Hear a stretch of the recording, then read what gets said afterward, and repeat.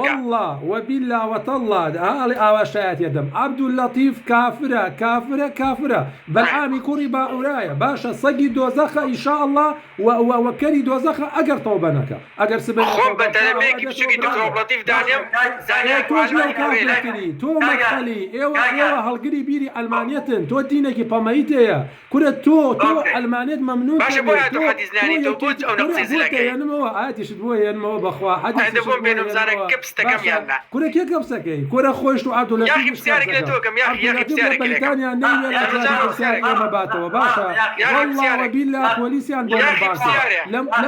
زوجتك هي ده مجال بباب بسياركم بايك نا أواكن هردو تدار هنا داكتي كره تو باب بسيارك لكم ما نازا مولا فبويلاتو كومنتو شت بشان هذا لا من حيج بشان هذا بس سريتو او كافري خوارو ديارا أنا خلق تكفير كردو خوا قرتوتي الحمد لله جن بربولا جن بربولا ابليس لا يا بويا بشاني رما ناسم امي اخي براكش لا مشتكره ليقر تو واز لبراي واز براو بينا من خوش تو براكش ناسم او جني جناس قولتان بري لك كاكوري باكا وبحساب تو يارمتي ديتو اس جواب تواوت من بيوندين باونيه بلام تو لنا مزغوتي باشتاي باشا لا عبد اللطيف شي كواده تو مدخليكي صرفي او عبد اللطيفي هالروجو في تلاقه والله باقلي خد بيب كان رولا يا باشا حديث كاكي لا قرآني بيروزا أو كساني كوا عالمنو إجمع المكان كان وضع عبد اللطيف أما أنا بكر ناسين راون أما وصفة أما أنا بصق ناسين راون أما أنا بكر بتايبتي بكر ناسين راون أما وصفة أما جنيونية عبد اللطيف وقو بالعامي كوري باعوراوا عبود هناك قصب الدكتور الله تونو ورازيني بقصب خلق بدك اخوي موجود بك انا قصب كان قالك تدي بقر ما هو خلقي باب سيارك لكم يا اخي بسيارك اللي كم جواب من من برسيار لا توقفنا والله من برسيار لا توقف من دبي شو بسيارك من بيت عليهم حكمي كسيك شي طوافي دولي لا لشكا فرموا بوسه تو باب سيارك لكم اجي كسك رئيس عشيرتك لا لا ما بيطلب كاكك يا برايان خوشان كسيك طوافي دولي لا لشبكا حكمي تشيا ده بيمضي او كستو بودني حكمي لسردقي حتى وكو شرط مانعي بس لا تطبيقنا به حقينا اخوي اما علماء او بس يقولوا بلانتو بناي اخو خلق تخو انا كري بجديك وسار هر بجديك كري اوا اما وصفه والله اما وصفه بخوا بسكاتينيه بخوا جني ونادم دول بري خوا خلق الله تعالى بكرنا وتهني براد جني ونادم عادي جواب نادم من زماني تومني اصلا نزمان قراني في خدام نقول جني انا اوا كمال خلقي اوا محل خلدا اي خايف دباش تو بسعر قد بام بسعر بام جواب شو يعني مجال با حكمي كاغم في دمي بسعر يا اخي جوابنا توا باشا حكمي كسر كيا حكمي كسر كيا ما بتعرفوا جواب ده ترى فهم كوساي ليس لمن وقع في الكفر وقع كفر عليه بومن كسك بدوري قبرك بدوري عمل لا شيء ام باسك اما خوي اما الشركه اما كفر بالام كسكي بي كافر ناكريت كم كسابي بوي رون كريدو بوچي وات كردو هو كارتشيا بقصي لقب كري كابرلاتشي نزار بي كابرلاتشي تامين بكره بي كابرلاتشي بخلت بكره كابرلاتشي لبد مصلحتك الدنيا او يكربي ناتواني كافري باش دعم قصريتو باش نيه باوكي بيغمبري خوا صلى الله عليه وسلم مشرك بو يعني مشرك باشا مشرك بو النصي فرمودي لسره فرموي باوكي توش لاغراي باشا إن وأباك في النار إيه باشا آية كسروني كردو بو باوكي بيغمبري خوا صلى الله عليه وسلم بيغمبري خوا وصابلي والله ابويا كسك بو باوكي ميرون بكردا دو بخوا عزر بجالي بو نا والله قينا دقسناكم راس تو عزر بجال دين الاسلام واش تكنتك الله بيغمبري خوا بيغمبري خوا صلى الله عليه وسلم راس تو بي انا مجاوره متمتع كوا مشريكه باشا او صحاباني كوا لجياد ابو كوا قالطين قلب بيغمبري خوا صلى الله عليه وسلم آية عزر بجالي وين انا و كس عذر اي باشا بيوصل برا مينا كردن بوصا عليهم عذر بجالي آية كافر بنيانا لا بوسه مسار لك من باسي تكفيري اسميكم من قاضيين بهم بعملي آية مرتد بنو لا من وانالم راسه من وانالم هو شيء قاسية كده بوصا باوكي من آية كافر بنيانا آية كافر بنيانا خواهی گەورە فەرمووی کافرن لەقەد کەفەرتم بعد ئیمانیکم لەوەی قسەیان بەسێ ئەسڵەکەوت ئیستیزاییان بەخوا کرد بە پێغەمبەری خوا کرد بە ئیسلام کرد سێ ئەسڵەکە مردووە کافرە بێت کاگەڵمە چاکی شەزانێ پێغەمبەری خوا فەرمووی صلی الله عليه وسلم دقينا عذري بۆ بێنەوە لا تعتذروا قد كفرتم بعد إيمانكم با عذر نهێننەوە کە کافر بوون حديث نية بام سياركي خم بجواب ما آيات يا أخو آياته وتتواوي باشا بجواب كلش كتواوي سيجواب ما يتوا يا فراخي كاغا ما دمي بقربام سياركي لبرا يا آيات قل أبي الله وآياته ورسوله كنتم تستهزئون ناخير باسي أذربيجان بينا وتم بات شواشنكي أذربيجان لكفري قورا لشركي قورانية كابرا باشا برسالة روليكا كابرا حكم كسيك شيا خاج بخاتا ملي و ئەو پشتێنی مەسیحەکانەیە زۆڵناری پێڵێن لە کوردیا ئەگەر زۆڵنار ببەسێ خاج بکاتە ملی و دەفی کەنیسەش لێ بدا حکمەکەی چیە فەرموو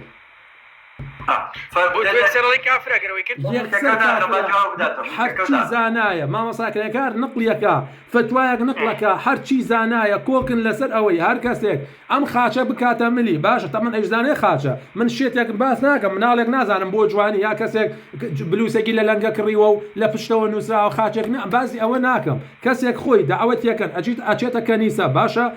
کەسێکی ئاقڵە کەسێکی مناڵ نییە کەسێکە لە ژێری اختیاران نییە ئەم ماوانانە ئەزانم خۆی ئەچێتە کەنیسە لە ئیتالیا خاچەکە نەملی باشە ئەم زوڵنارە ئەبەسن لە پشتی باشە و کەوایەکی مەسیحیش ئەگەنە پشتی و زەنگی کەنیسەیش لێدا نەک دەفعەف و زەنگەکەی لێدا حکمی ئەمە چییە؟ ناتوانین بڵێ کافرە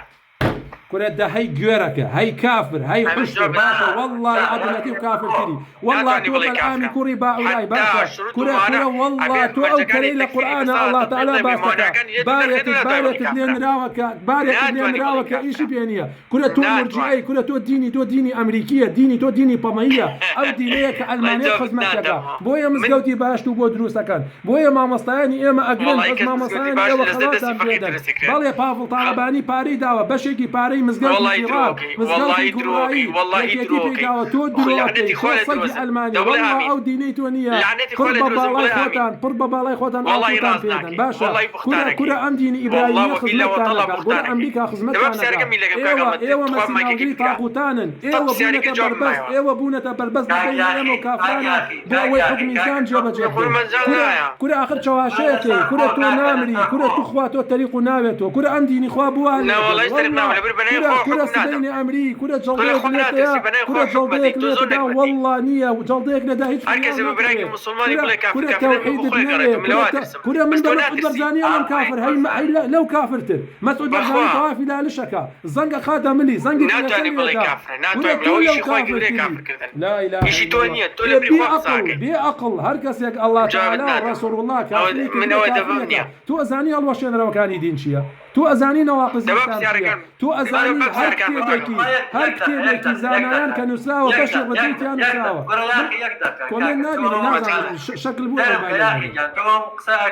أو يكبه حرمتي فيناك كل أو دروكا شواشيكا من بلغم بيه قصة كان لا والله يتشاشناك من أرم لبريخواكم من أول كاكي جيان بابا جيان آيات وحديث شيء بونا من باسي مقصناكم أول شيء آياتكم بوينة تو باسي بونا من الشرفي لك بيوندينية أو شواشيكا كل شواشة باوكي أنا ويتنا خلايتو شي دولة باسي شريفي لك يعني ويتنا خلايتو ولا آيات بابا آيات قرآن هر كسي يكلمة ردكات وكافر بيته من عليهم أمر ربتي بوانية إيه باشا آياتك ربتي بوانية إخوة ساحر أشي آيات قرآن هلا وشيني وسحري بيكا باشا يونس راويكي ملحد آيات قرآن هينته استفزاء وقاطي بيكا تأويليك باشا أو أصلا براي بقرآنية أو بس باشا أو يونس شيطان أو مريوان أو مريوان هلبجية كحفتي بيشو لمطاري لو كتب خانه مطاري او ليرا لجر حكمي مسعود وبافلا هاتوا باش كرا فيديو اقل دابا او بيا اللي قال لي انا براسك او امزاي بكره او بيت بالي خوي علي اللي قال لي انا بالي مريوان خوي زورك ناس على من جلال باراستي قاعد مسعود باراستي باشا محمود سناوي باراستي بس تو اواتي بو الامر انت ما توزع قصه مصلحتي تو يا بكم راوست كاكو ساري مريو على بجي لا سليماني لكتاب خانه كان او روجا كتابي نكري باشا لبي اشهر ريتو باشا نازم بكذا كيف برجري لك اش كسب برجري لبكا ونحبار وتامبار بس نتملي كافره ايه تامبارن بس نانم كافرن اي الروبيا بروي برزان رمضان باشا اي الروبيا بروي برزان رمضان كرة تخواشر الناكي كرة والله باشا كاك جا على الروبيا بروي برزان رمضان والله راسك جنيه وبرزان رمضان ام كابا كفر باوكي من اما تواشاكا والله اما كافره بالله كافره طلع كافره اجل لسن او بربا وربي كل باب اما دينه بما يكانا باب سرقت لك باب سرقت لك كاغل ده اخر درنga باب سرقت لك عبد الله بس عليه وسلم باشا نبي عبد الله خو بروان الله خو هموك ستوحيد ربوبيتي هي بقى الله قسم يا اخي خو عزتنا يا اخي يك برسيار خو كاكو صار بهالمتي ابو محمد السني همو من بكافر زانيتو او بيچونه نازانم الله تعالى هدايتي با منو كو بياو بيناكم او تكفيرش والله يجي لو كم ترنيا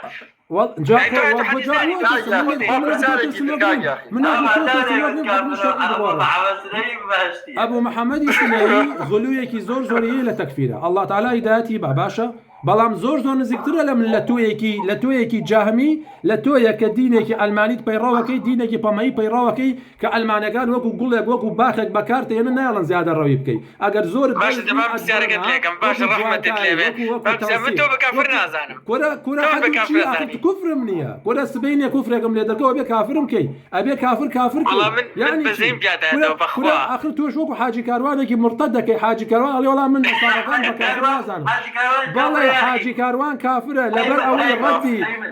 وتور ملحدي او توقس ناقري هل ما دور كافر او تولي قبل حاجي بالله بيذكر قرب سرطان حاجي كاروان بنص ايات ردي نص ايات ذاته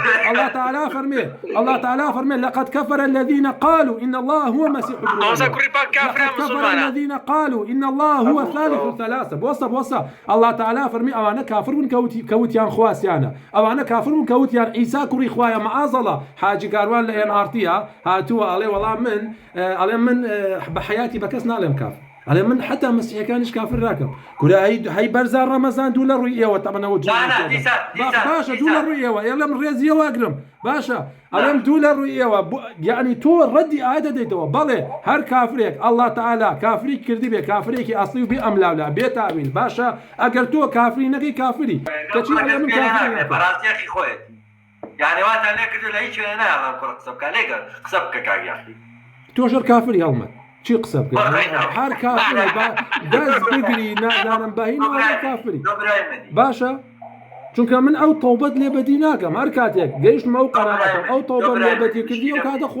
هەنی چونکە کوژەکەی تۆ جیاوازە مەسەلەکەی تۆ جیاوازە ئەوە تۆ با بمێنێتەوە سبەینێک کە تەواو سەلمان دێت کە تەواو ئەوەت کرد کە بەڵێ ئەمە مسلمانە تەواو خۆ برا ئەمە دینی ئێمە نییە ئێمە مەمنوع دایک و باوکت مسلمانە دایک و باوکم لەبەر ئەوە مسلمانین کە دایک و باوکی منن لەبەر ئەوە مسلمانن کە خۆیان مسلمانن هر کاتێک کافر بوونەوە لەبەر من کافر نابنەوە لەم کاتەیە باش ئەگە کەسێ لە بزنەوەی ئیسلامی بێ مسلمانیان کافرە لەم کاتەیە دایک و باوکی من مسلمانن باشە هر کاتێکیش باشە کەسێک لە بزنەوەی ئیسلامی بێ مسلمانیان کافرە بۆستە من ناچمە سەر تەکفیرێکەوە سیلسیلە بێ بەدوای یەکە بەڵام جوابی ئەو پرسیارە دەدەمەوە ئەگەر باوک و دایکم کافر بوون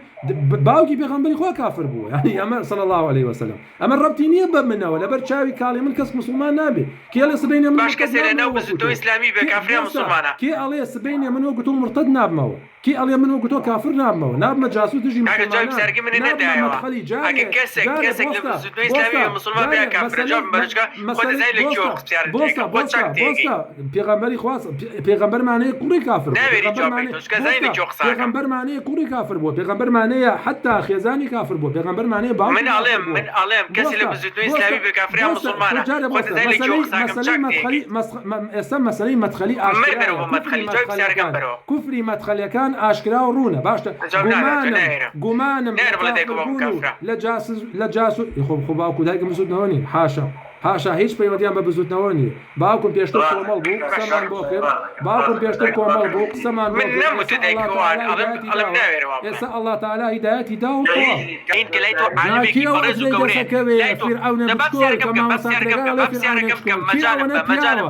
کی ئەوەنە بەغیرەتە باشە دووەم نەفەر ئەم کۆسارە بۆ ئەوەی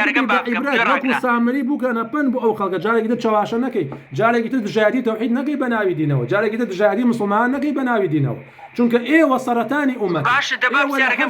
جەماعەتێکی ئیسلامی بیانەوەی حکمی ئیسلامی بگەڕێتەوە ئێوە دژایەتیەکە ئێوە ئەبنە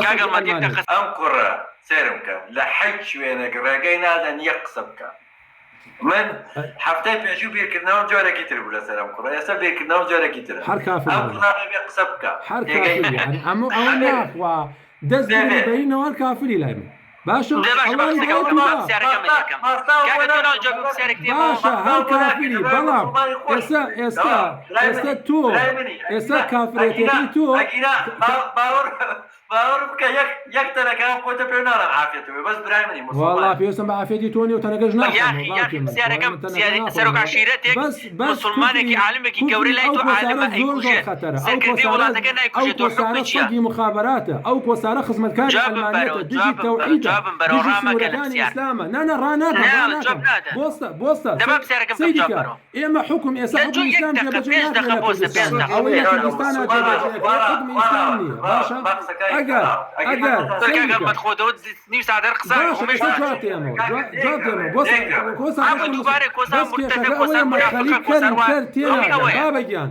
بابەگیان ئەگەر دەوڵەتێکی ئیسلامیمان نەبوو لە کوردستانە ئەگەر حکم بە ئیسلام کرا باشە بۆ نمونە عەبدولەتیفێکی کافر سبەی نێشایەتومانە هێنێ مسلمانە ئەبێتە مسلمان بۆ نمونە حکم بە ئیسلامەکە باشە لە کاتێکا کە حکم بە ئیسلامەکە کوڕەکەی دزیەکە ئەم دزیەکە کاکە تەبعاً قازی بڕیار لەسەردا دزیەکە بڕەکەی سابتە شایەت هەیە لەسەر بۆستە لێگەڕە بۆ نمونە ئەڵێم بۆ نمونە کوڕەکەی دزیەکە باشە قازی حکم دەرەکا کە ئەبێ دەستی کوڕەکەی ببڕن تەواو بەشەر ئەو هەموو شتێک سەلمێراوە ئەو کاتە عەبدولەتیف بۆ نمونە ئەڵێ یا ڕەبی والله من ئەزانم ئەمە تاوانە والله خجالتم بۆ نمونە والله ئەمە کوڕی منە ئەزانم ئەمە تاوانە ئەمە ڕەدی حکمی شەرعیە بەڵام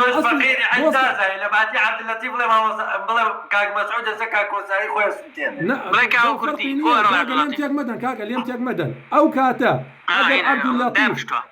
بۆستە چیم داڕشتووە تۆ تەواوی ئەو کاتە ئەگەر عەبدولەتیف بەڵام بنەچەی هەموو یعنی حکومەکانی ئیسلامە ئەگەر لە بەشێ لە حکومەکانە دەستی کوڕەکەی نەبڕی لەبەر ئەوەی کوڕێتی ئەمە تاوانێکی گەورەی کردووە بەڵام ئەمە پێوتێ کوفری دوونە کوفر ئەمە زانایان خلافێکیانەی ئەڵێ ناتوانێت لەسەر ئەمە کافریکەی بەڵام لە کوردستانە حکمی ئیسلام نییە لە کوردستانە ئەلمانێت حکومەکە لە کوردستانە دیموکراسی حکومەکە زۆری نە حکومەکە بەڵێ بەس ئەلمانێت حکم ناکە سەرۆک عشیرەتێک کەسێک لای تۆ عالم و گەورەیە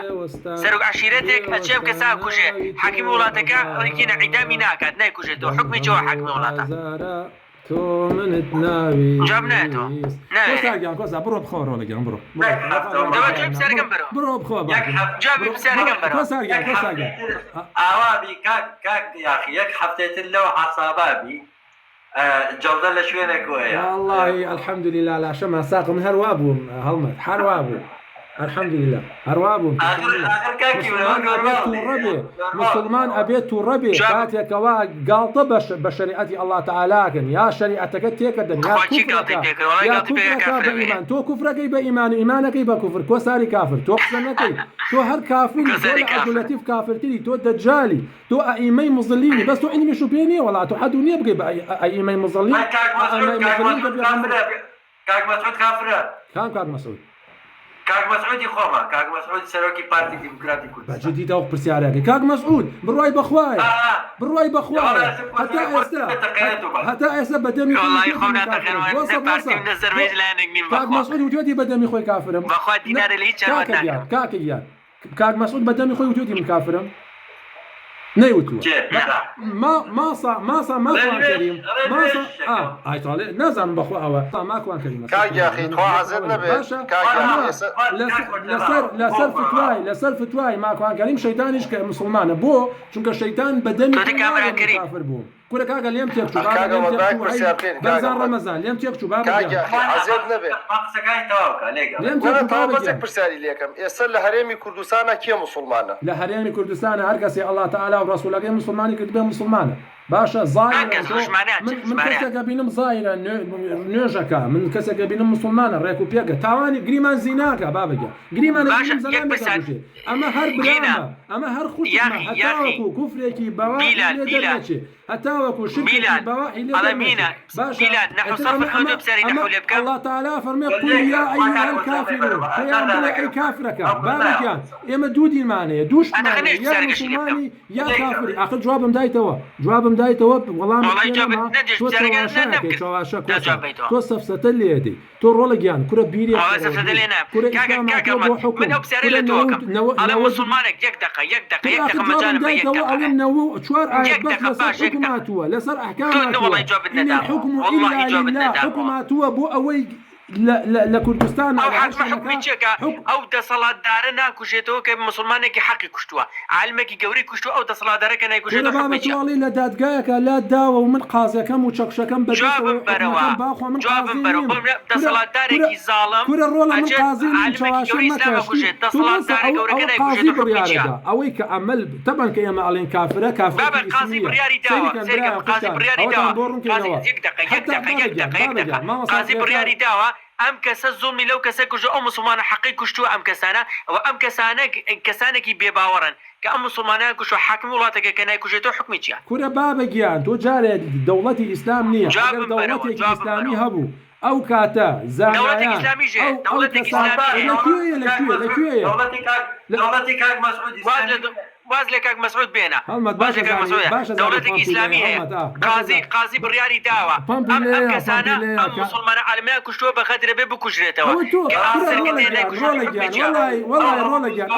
أو شالي بو مني أنا تو خوتي تيك يبقى قربان أقريته بو بخوات شالم نناوتو بخوات شالم نناوتو سير بخوات شالم نناوتو بسير جواب مبارو والله ما كي زور شوكي نرى أقر جواب مبارو روي داوا إما دس مانتيانية دمش مانتيانية قسناكي باشا صحابة برزة كان هلا إمام علي هلا معاوية كوري أبو سفيان هلا هر صحابة كتير أوانا تاجي سريع أوانا برزة أوانا قسم إمام علي كافرني ها كاك مسعود تاجي سريع مو كردة لا يقدر كاغل يا إمام علي كافرني مشكلته إمام علي كافر أو كسانين كشتوكا كل برزان رمضان كل درومك كل آخر بيد الله إمام علي كل أو بو دانا وشيت خوا فتواكي يوم إيش كافرك فتواكي إمام علي كافرك تاكد يعني هاي عبد اللطيف باشا وانا برزان رمضان هاي عبد اللطيف درومك كل عيبة درومك هاي مسعود برزاني باشا والله ما يقول حاشا وكلا من قدش تواني بخو كوستار جنب اخواته يوم مناقشني برو باوكي من برو لا تجاب نايتو جاب من بناخو جاب لا تو بحكم تو إمام علي كافر ولا بنو كسانين كشتوك إمام علي إمام عثمان شهيد أو روالتي كتوها تباوكي من الله تعالى بخوا بعقيدة أوان كاغلمت إمام علي كافر بوشك أو كسانين كشتوك إمام عثمان خدر شهيد ركاب روي مسعود برزاني آخر نفر لقرز ما بو باشا دوبو هاتو حديث بويناني دوبو حديث بويناني باشا كرتو دروغ إمام علي كافر معاذ الله بابا إمام علي عشرين مباشرة برنامجي إيش كافرك برنامجي إيش كافرك هاي نازم بلمكي كاك هاي مسعود برزاني إمام علي عشرين مباشرة خليفة شوارمي مسلمانانا كرة دمي أو أشكال باشا برانبري تو بودنيا برانبري عليهم فتنة بغير ما ظلانيا سيدك فتنيك إيما دس مانتيان أبو دم مانتياني باشا صحابي بغير ما ظلانيا أو كسانين كشتوك إمام علي شهيد إيما مادم دس مانتيان أبو دم مانتياني على جواب نادات والله فتنيك دميتين خنار الجواب أوان تابعين أمس يجي الله تعالى كل آخر تو شواشيكي تو دروكي بناي منه والله جواشم نكرتو فتنيك مادم كوامن دس مانتياني كرب بخوا عقيدو منجي وببيو عقيدو منجي إمام علي كافر برزان رمضان على جنيه ودي كورا كاكا لا والله كاك مسعود مرحبا والله كوسارجان عقيدو منجي وإمام علي كافر زي بو كافر يقولي أو كساني نكشتو كافر عثمان شيء حكم بغير ما صلى الله يا أمور رجل بيز دقيق خسبك بس بلا كاك مسعود يترهم يترك باشا مسعود برزاني والله أخوي مسعود برزاني حق بلا بياو راسه كافر راسه طاغوته بلام زور بياوانا ترو مردان ترى كيتي شكوي كيتي يجي تيانا ما تسمي شي أبوه مسعود برزاني كافر بس توزي قومتي تيانا الله لنا يبرئ الله يداتي باقر شايسي يدات اگر ما لنا يبرئ شكو اوي بس ما صايس بعي سوسينا اوي بس البوصه ده هاجن مسلمانيه او اسا توندي كردو يخو ما صايس مع سوسي لقال رئيس كاني بارتي رسمي قال يا باشا اخو رسم كردين كافرون هكا ايش مشكله يا اخو لقال انا تكل شيء يا باشا صلى الله عليه وسلم ابو جهل دعوه كردو ايش مشكلتي هاي ولا باشا ما يا اخي ما مسافران بربو ما مسافران والله قارب امره بربي بلان بارتي تو خصو ان شاء الله لم حفتا او مدقين صدا 10 صدا وين بارتي خوش وين بارتي خوش على المكان برد على السجن كورا روبيا كورا والله تولا بارتي كافر تري والله بارتي بلاوي تشبنا يكتي بلاوي راسمه هو بجديته كورا من شلون ولا ام بو كافره يا اخي ما يكتي اوني على بارتي باش نین ئەگەر لە بینی دوو فیتنا بڵێ کام فیتنیان ئەهوانترە پارتی ئەوانترە چکە پارتی بڵێ تو نەڵی لە بەرە سونەکایە باشە یەکێتی لە بەرەی شیعایە تەسلیم بووە بەرەی ڕافیزە و بەرەی ئالی متعا تۆ حوسەینەکەی سلێمانی نابینی کێ پارێزگاری لەو حوسەینەکە تۆ هەموو ساڵێک لە ڕانێ و قەڵاتزێ و لە کەلار و لە سلێمانی نابینی شیعەکان دێن ئەزانی چیەکەن ئەم یادی ئاشوراکەن هەموو مانگێک ئەمە بڵاو کوا لە زۆنی پارتیا بە کەمیشتی وایە باش ئەمە مانای ئەوە نییە شەریعەت بەمە پارتیش کافرە پارتیش ئەلمانیە بەڵام ئەگەر تۆ لە بینی دوو فیتنا باشێک پرسیار تۆ چۆن جورئەت دەدەی بە خۆت لە بری خوا خەڵک کافرەکە من عەجیب لەوەتی کورە باشە ئەی باشە بۆ نمونە قورئان هاتووە کێ حوکمی پێکات تۆ قسەی خەواریجەکان نەکەیتەوە دەخۆی ئیمامی عەلی حوکمی بە قورئان ئەو کەسانی نەکوشتووە کە ئیمام عوسمان شەهید کرد عەلی بوو ئەی فەرموو خوا بەخۆ قورئان دوو قاچی نایەتە دەست و خۆی حوکم کە هەر نابێ موسڵمان حوکمی کە من شەریعەتێک کە جێبەجێیکەم هەر نابێ ئەو کەسانەی ناسی زانیشی کە ئیمامی عوسمان شەهید کردووە کەچی نەکوشتووە کە شەکەی لەگەڵ معاویە سوفیان بابگیان من لە فیتنەی سەحابە لكن صحابة فتنة روي داو بچوكترين قسە ناکەم بابگیان من ئەترسم ئەوانە سەحابین يا اخي ما هو صحابلتي بو مالك هؤلاء قواستو بسليماني نعم مالي الاولاد وقت او دروه حل سليماني سيدي كان مامۆستا کامەران کەریم بەڕەحمەت بێ مامۆستا کامەران کەریم و عەبدولەتیف مەدخەلی پێکەوە بوون هەردووکیان باشە لە کۆتاییە مامۆستا کامەران کەریم بردیەوە ژیان و مردنی لە پێناوی تەوحیددا دانا عەبدولەتیفیش دۆڕاندی عەبدولەتیفیش دینەکەی فرۆشت چووە باوەشی خەڵکی سلێمانیە باسی خەڵک ناکەم ئەڵێم پێکەوە بوون یەک فیکرە بوون هەردووکیان مەدخەلی بوون ئەوە بوو ئەڵڵا تەعالا هیدایەتی مامۆستا کامەران کەریمیدا کردی بەو پیاوە بەڕێزەی بس ئێستا یوتوبەکەی بەقەدەر هەر هەمووتان هەرچی مەلای ئەمامە پیسەیە لە کوردستانە دەعوەیەکە عەبدولەتیفیش مناقەشەکەی تر کورە چاواشەت کاگیاخی پێشمەرگە کافرن یا موسڵمان پێشمەرگە کافرن بۆچی کافرن باشە بۆچی کافرە کۆسار چی پێشمەرگە کافر نییە موسڵمانە لای من بۆچی موسڵمانە لەبەرەی شایەتمانێن و نوێژەکەن بە ڕۆژوە بن و هیچ سیفەتێکی کوفریانتیان نیە تا ڕۆ بە ئاەتی قورئانەیە باڵێ باشا الله تعالى فرمى الذين آمنوا يقاتلون في سبيل الله والذين كفروا يقاتلون في سبيل الطاغوت فقاتلوا بوصا بطاركا فقاتلوا أولياء الشيطان إن كيد الشيطان كان ضعيفا أما طبعا أويش كردي بزانة تيجا بكردي بتعمل بلن بيك ما كردي الله تعالى فرمى بأوخا يبقى بوصا بأوخا تاخذ يعني الشرك بوصا ئاسێک ئارام بوو یۆ قسەکانی ئەمە کافرە بەشکە مسلمانیکەین دەشاتمان بێنە کافر دەشاتمان بێنە بەشکم ئەمە مسلمانکەین کورە گوناحە گورە وڵا گوناحە من قژیشی لێ ناکەم هەڵیشی ناپرۆزێنم ئەو گوناحە دڵم نایە و چی مەدخەلی ناسکۆڵی مەدخەلی هەر چاوێکی لێ داگرێت داماوە ئەبێ بە تەکفیری لە خۆی تەکفیرەکە ئەوەی زیاتر ترسێ گوناح لێ گەڕێت الله تعالى فەرمی ئەوانەی ئیمانیان هێناوە الذين آمنوا يقاتلون في سبيل الله لە پێناوی الله تعالى قتالەکە هیچ شتێکی تر نییە لە پێناوی ئاڵا و لە پێناوی خاک و لە پێناوی الله تعالى باشە ئەمە ئاەتەکەی والذين كفروا أوانشي كافر بون وقتو وكو بيجمرقا باشا يقاتلون في سبيل الطاغوت لبيناوي طاغوتا قتالك لبيناوي طاغوتا كشتارك أم جاء الله تعالى ديسان أم كافراني أفرمي فقاتلوا أولياء الشيطان بيانكوشن أولياء كان الشيطان إن كيد الشيطان كان ضعيفا براستي فيلو طلقي شيطان ضعيف ولاوازه باشا ليردا الله تعالى دو بري دياري كردوه دو چك دياري كردو دو هز يا اوتا مسلماني ولا بيناوي الله تعالى قتالك يا اوتا كافريت ولا بيناوي كافر قتالك بيجمرغا لا بيناوي المانيتا قتالك لا بيناوي كيتيوباتيا قتالك باشا لا بيناوي عالمي كردستان امريكا معاشي بيدا امريكا راينري او رغزباز دودگي بونري امريكا تشكي بونري او بيمانا تشكي بونري امانه في سبيل محمود سنغايو مسعود برزاني وباو طالباني تشكي انا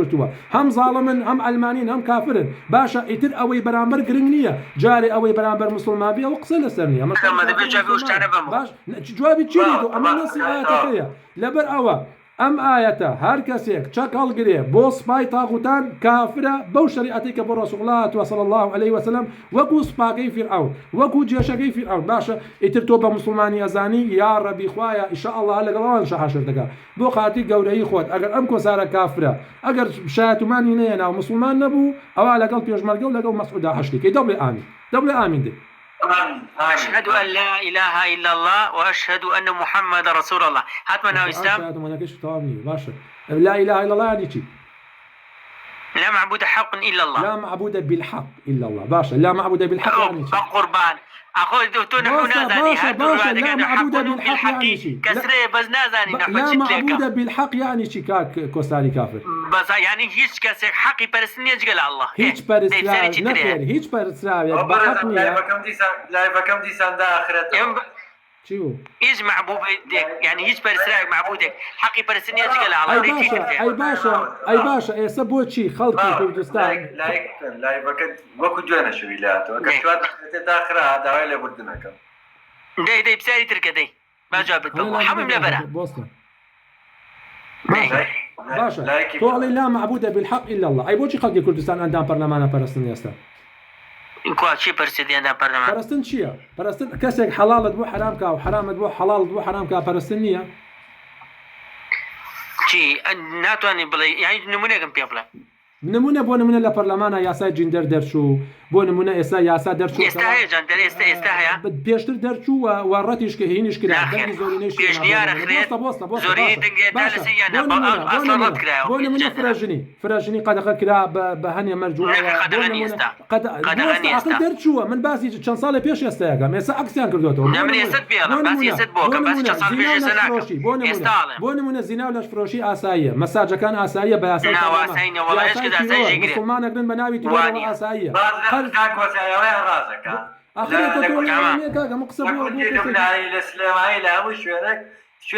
تاوانە خۆپی کافر نابێت حەڵال کراوە حەڵال باسی کافر ناکەم حەڵال کراوە لە پەرلەمانە حەڵال حرامەکرێ حرام حەڵالەکرێ بەچی بە زۆری كاكا جان واني يستفاد ولادي درو بلاي اصلاقي قوي بلام ليروني بخوا بالسي بونيجي بان اجا براد بنيجي باش مسار اللي بكم رولا كوساجان بتشوف باشي مسعود برزاني برو لا برلمان دنگ بويا عبد اللطيف ودي دنگ عبد اللطيف دويني ايوه كاسه باشا بوكيرو بودي خيره لازم بوكورك كاكا مدخلي احمق والله قصناتي بمشكانا كنا جبنا من زمان يومنيه اي باشا احمق بنام الله تعالى بكرنا وتاني اما وصف ومجنونيه باشا بلا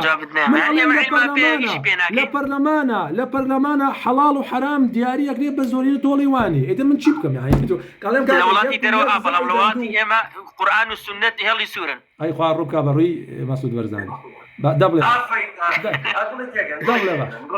باشا كل اثنين تقر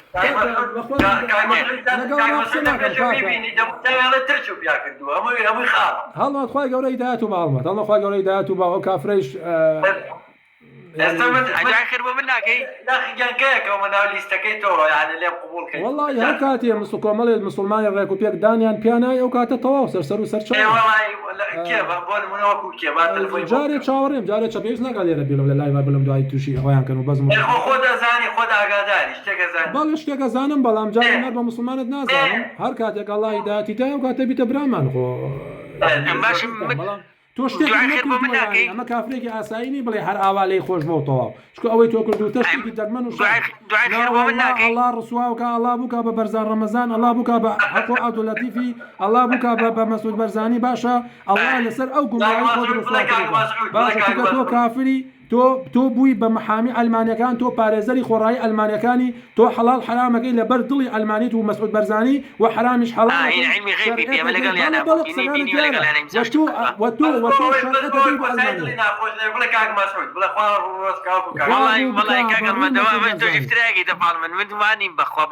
نتنقم بيدا ونبرون بيانا كره والله تو محامي خوراي اواني كره اتكرن كره بالات بعطون الله كيشن كره خدمتي من اتو حديث باسكم اگر اوی تو بعلمانی دازای بکات سر و اسمان هر علم بکات جزوی هر علم تو حديث لسياقي خويا او اتك باسك يبي لسياقي خويا بنكشوا لا باش تو اتو حديثك بو منين يا كم كافك باشا من ود شي كل يقدن يا تدوي هو من باسك ما نذكر الله تعالى فرمي هل لو يبيش مكاب ونمونا من انتم الذين امنوا يقاتلون في سبيل الله والذين كفروا يا باشا تو طاغوت يعني الشرك بوي بس يدوبا ين ببرلمان كره طاغوت كره زانان هم يان كوكن لسر اوي طاغوت كومل نوعا كبينجيان اشكرايا شيطان باشا كسي دعوي برستن بك باشا كسي حديث يا قول علماء لا اله الا الله محمد رسول الله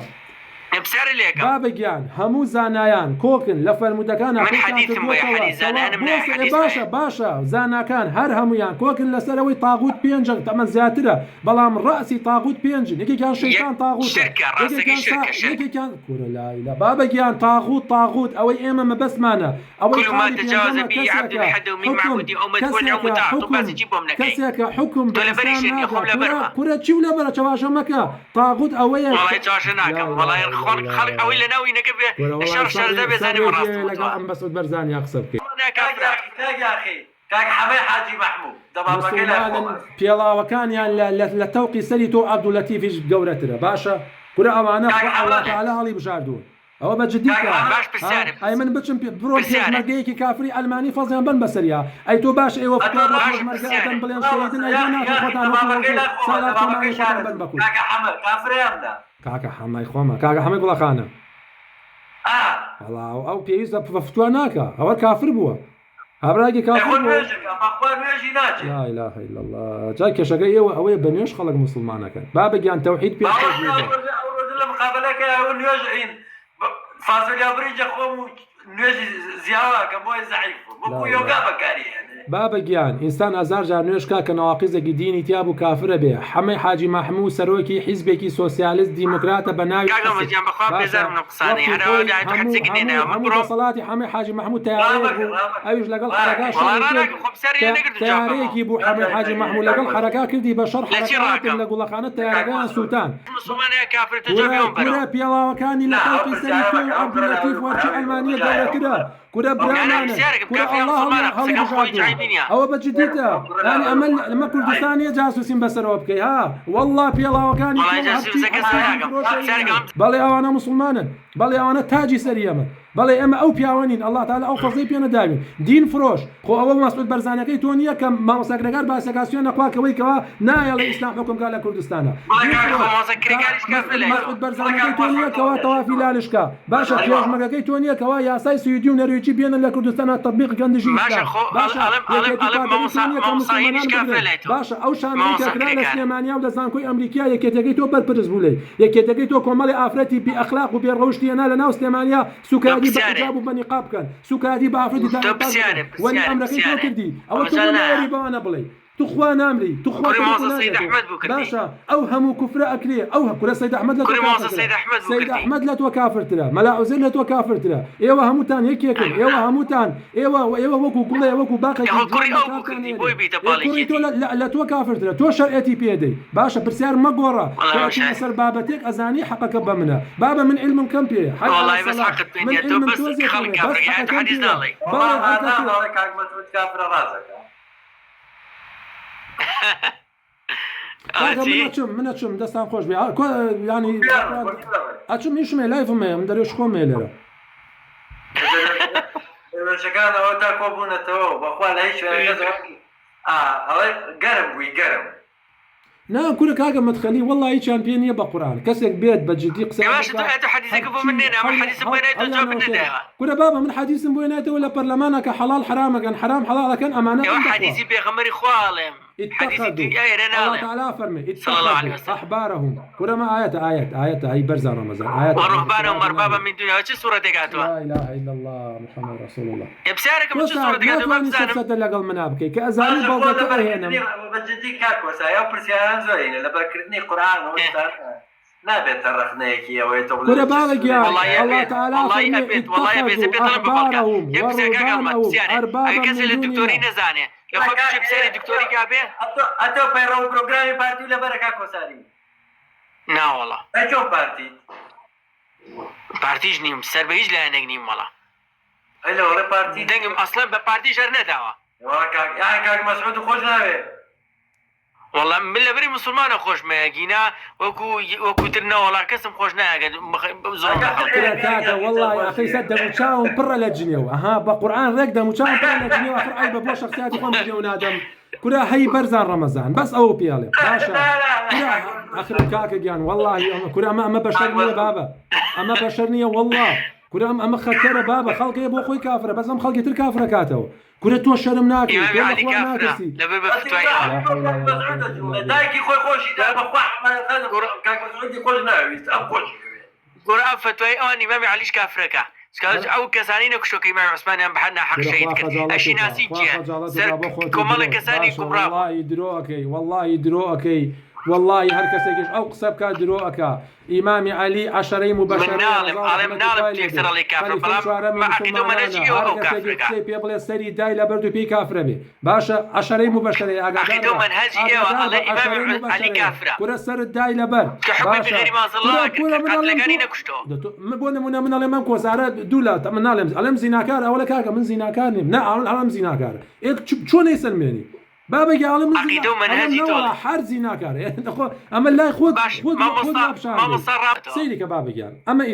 اسلام سنوريكي هي باشا اماش كفره دورو بالي كفره اما اسلام بونمونه اما بيوتي سنوري اسلام باشا اما بيوتي ثاني اسلام تو جارك تو هر لها كشاني تو هر حسن قدنيه تو وازبن باشا اما اخوك يا اخي من مسلمان ورقني هذا شقيتي يا يبون اما كافره كافره اما كافره ام سنوري دينا باشا اما اليوم تاك ما دا كوزاره كافر اليوم تاك ما كاكا جام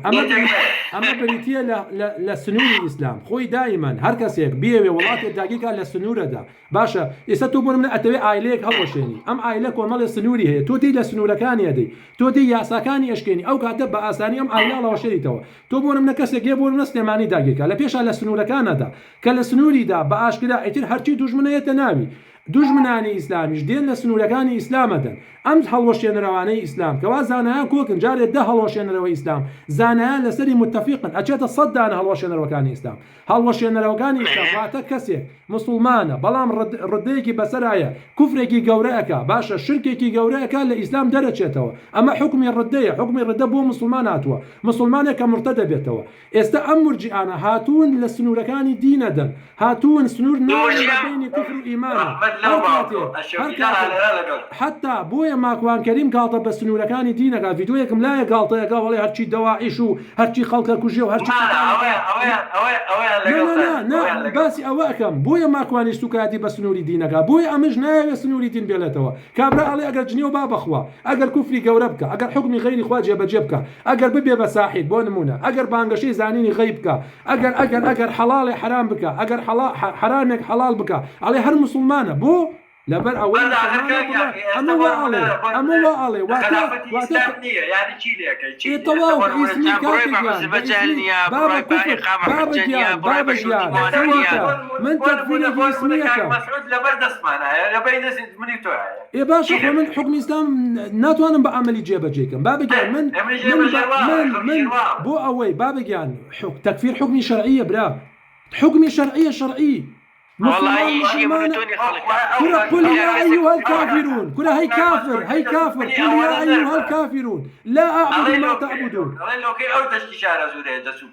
خواهی گوره تو آنه خلق کافر که بس تو بود نیه خلق کافر که ایلا هنه بکا کافری اصلیه اگر هم مسلمان تو بود نیه کافری که ایلا به شروط و مانع لسر تطبیق که ایلا او کسی نبی قصه بخواهی گوره قصه بپیغمری و قصه باسلام علیه وکم را حب جوانه تو آنی کابلی کافره بلام غیری اوانه بومن توقف دوری قبره که حوارکات غیری خواه حتی اقام حجه نکری تو نتو آنی کافری که تو چون برای خواه قصه من عجیب لیده چون جراتی و بخود دی کسی قرآنی که بدسته و یا شقی که تیلا دا تو نتو آنی بلی علا کافری کم اگه بزنه قرآن و شقی تیلا کافره ای خویسته تو نیوشو شکا کافره چون کافریه کابرا بزنه قرآن و شقی تیلا کافره باشا نوێژە لێ بڕوان بەخوایە چۆن کافرێکی بۆ نمونە لا شق بزنه قرآن كتاب بيكم شوێنە بەسێ ئەوەی پێنج گرێکە ئێزیدەکە باشە نوێژیشەکە چی بکەیت قڕی پێگەم خۆی جوانی خۆی داوە نجاوب بو مصلحتك دنياي خوي بيتو ناتواني عقيدو بيروباري بوانه او ناتواني يعني بيجو نيوشكا بشقه بيتك تشتغل بدا كنين نا او تشتي جواز الشغل الضال القران جواز لك كتوافق بدوري لا شو انا تقول لي سرو كافرك الى بعقيدو بيروباري بوشتبه طنبيلي اما تخليش بقران ما تخلي جناحا والله جيب زي خو اقدر بزي متو بعقل ثاني والله حاجه من ما تخليني ما زيبو كما تخليني بس سعودي مسلمان باقي من كافر شش دار شتو الى عبد اللطيف على مسكوتي باشتا كوسر باشتا ناسم كره باشتا ناسم والله كره كوسر عبد اللطيف باشا ايه تنملي اواني مالي اي بو شاري تو كاكا يعني مخو بشرمو ليش خو نشرمو تو لبردسي عبد اللطيف باشا تبو عيب يعني عيب دروتي عشان زي عالمك يقوري عشان زي بيو تو كافري وكو او اي بولي واني خوي يقوري بي باريزي وخوي يقوري بكات السرطان بو تكفير كانوا اهلي بيتا والله خوي يقوري باريزي خوي يقوري زياتر هدايتي كاك مسعوديش بعد زياتر اسلام تطبيق كاتو خوي يقوري والله يكبس يتربرتك ابو هي لبشتي او ينوك قصاك تحتي بوتانا لسينا قداني من ألم يا ربي خوي هدايتي تشي سركردي ولاتي اما دا حكم باسلام كانوا خوشي بو خلق بقرن وحقي خلق بدن خرافه او قسم خرافه ينا يا اخي كل تو هر خود خرابي خود هر خود لا اقسم خرابي والله بقرب لهم راسي كده او دروزنا وقول شلون بيغمبري خوا فرمي صلى الله عليه وسلم بالشيطان يموت فرمي راسي كده او دروزنا تو خود هر خرابي تو خود هر كافري تو خود هر مسلماني تو خود هاتو يشتكي روالاتي بسر خودها كردوها اترواه بشان دي امام مسلمان كل الله ناخلتي كل بابا يوم لا ينفع مال ولا بنون الا من اتى الله بقلب سليم قلبي سليم او رجيه كوا منال فرياد ناكر او رجيه كوا قلبك سليم قلبك قلبك قرب الى التوحيد قلبك قرب الى الايمان تو شواشك تو يكسر شواشك يسفسط لي يديك كاك ما مصا كل ما مصاي شي كاك كافر والله توش اگر بجدي خود بمسلمان زاني كام كسانه يعني تسرا وشبه بلاو كانوا شبه كي ساقط تمام بيقول يابا چونکە بەجددی حق و بەتاڵ تێکەڵ نابێ شرک و ئیمان تێکەڵ نابێ یا مسلمانی یا کافر لەو بەینا شتێک کەسی عالمتر هەیە برا منەو عیلمم پێ نییە بەجددی کۆمەڵێک کەس حەزێ باشە کۆمەڵێک کەس و پێ ناسێنم باشە ئەو کەسانە باسی تەوحید دەکەن ئەو کەسانە ئەڵڵا گادە من زایرە گومانی باشان پێ بم بە مسلمانە زانم ئەو کەسانە یعنی عیلمەکەیان لە من عیلمم پێ نییە بەجددی ئەو عیلمە من كمان مسلمان فيها ناس بس نقدي بيتو مناقشة شو كشيطانيش لسر شيطانتي خوي مناقشة يسر شيطان لا إله إلا الله كنا يا كوسر والله أنا والله من تحداكم كرة عدايتي كل لو أبي كرة ما صار والله يقتل بوبونا اللي فرشتك هلا مسقوتي باشتا كرة أو عبد اللطيف ما مصاقيش اللي كرة بابا جان أو لا أسي توانية تو أستيك وزور بتشو قدانش أو خزميش ما بلا لا خزم ما صاروا خزم خزك كافر بيه كم هين بيه يعني خذ باق من لا ما صاروا كافر بس خزم لاقين يبقوا يا خزمة كل ما وصل علم ديبيت يعني قال كم ديبيت أو توكي أو ديبيت لقال قال ما تو بش هذا ديبيت لقال هرتك أنا كم لسحب بغير ما أنزل الله على دور راونا يبقى ومجاني درجة كاو كرديو ما مصاحبه كرة ويش ما ولا دسيبك والله بس تلبكان بنيرن أو بس نو شوار بلتا بس نونية هو تو بتشيته من لقى هرتك كان ديبيت كم لسر حكمي بغير ما أنزل الله شرمي روحي عند قايمة شمشيري مصري ناي بري قربة كوشي كي باشا هنا يا أخي كزلا يجي بارتي بكافريا مسلمانة يا أخي يخشب تو كرك شعري دسي شعر ويا بونا الشعر بالنسي شعر باش تنية محمود صنعاني بشعر تيجا ها كاك محمود بيروي له خو بيشان نركايو جاران جن هرقاتي دز برزكر دوي اسا دنجش برزكات كاك محمود فلسفي لي بلا اخي كاك محمود بشعر تيجا ار بي جاك بري بس انا بينك كاك مدرس فادينيا نما بران بشعر نما حكمي اسلام بفي شقه قريته باخ ثاني فادينيا مي تاوانا برزكر ثانيتو جاري امكو ساره بيجي يا صو بنجاد جلدي لي بيني لبردني سلا بالله قسم كره هرنيه حر منال بيت سوق وسليم كان بكان بو هرشي فروشي باشا ياكي لنا كيتو بارتي بكافرا إما دارو نشكاتو نجبانا نجلا مزقود به كافرا قلنا كيتو بارتي به كرك بالي كافرة بوي كواب هو بأندامي أي كافرة أنا دزيني فرعون وقال الرجل مؤمن من آل فرعون يكتم إيمانه أتقتلون رجلا أن يقول ربي الله تعالى شاتي إيماني بو أدا باشا تو ظاهرا باشا إخوة الله تعالى لا تشهد إيمان باشا لا شر بدرة باشا أو شبهي شو بطال كما ولا شر بدرة يكي لواني كجيرا عباس إمامي بيغمبري خواب صلى الله عليه وسلم قلنا وقت طوابي عباس بو بالي والله أعلم مگر عباس ناوي جترا بينبلي عباس مسلمان بو باشا لنا نعم مسلمان بو كاتجيرا والذين آمنوا باشا ولم يلبسوا إيمانهم لا الذين آمنوا ولم يهاجروا أوانيك وا الله لم تقبل شوازي أوانيك وا چونك الله تعالى شاهدي إيمان دابو آل مكة أفرمي أوانيك وا إيمان دار بون وهجرتي شان نكرد بو مدينة بو ناو دولة إسلامي باشا كواتك ومالي مسلماني مستقبل ناو مكابون هيك لو أنا عباس إمامي بيغمبري خواب صلى الله عليه وسلم بزور عباس إمامي هنا لشر بدرة بيغمبري خواب قلتي حتى كقلتي شيء هيك الصحابة كانوا ويا خوي بو فرمي بيقولن أما تشورة أما شتي باشي هي قلتي أرجي وتي أي بيغمبري إخوان من مسلمانم من هجرتهم نكردوا والله فرمي بيغمبري إخوان ناخوا توج وقو كافر ما ولا تلقى الله يا باشا قلتي بوسا بوسا كاكي جان تو بقى أما يبورون كمو بو يشواشنك باشا حتى أو ها شواشك ها يكسر ها برايان أما يا مدخلي كشتكي بو راسك أما وكدليل كي بو ينم يكسر أشي بوشتي دليل باسك تو باشا بيغمبري صلى الله عليه وسلم حكمي كفري لا بسريا وكو كافر وكو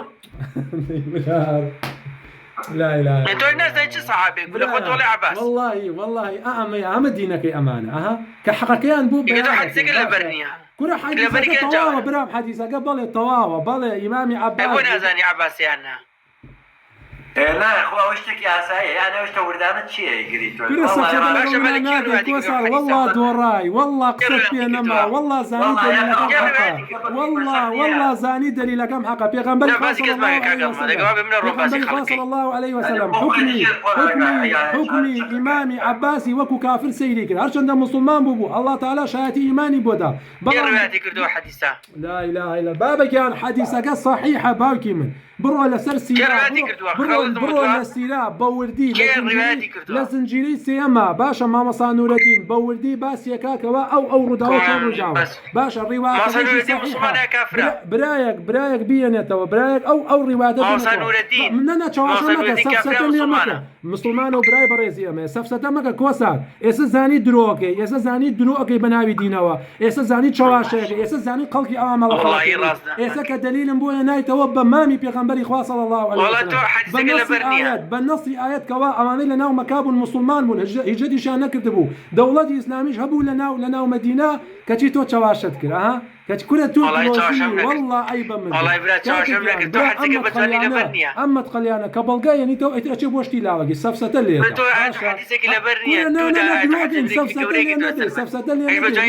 من ئاەتێکەیەنم ئیشی پێکە من بەکو میمۆری لەبەری ناکەم سوودم پێ نەگەین من ئەمەلی پێکەم باشە توخوایتر نامری توخوا نابیتە بەرزار برا سبحان الله والله خلقي شهاده كده دروازنا باشا هو ما بيد والله خلقي شهاده كتراس وتشوف مسلمان كافر والله يدروك يركسي الله تعالى كافرين نقدر بمرقه كافرين هذا مسلمان انا زناش كافر باشا خلقي كافر كردوا يا اخي شهر سرك وهي ابو ام وزعه توحيد ابي خلق يا باشا من لا اله الا الله محمد رسول الله تو عملي بيناتي تو علي لا اله الا الله كتب عملي شوني برزاني هو قاعد مسعودي جواره رحم بقرباني به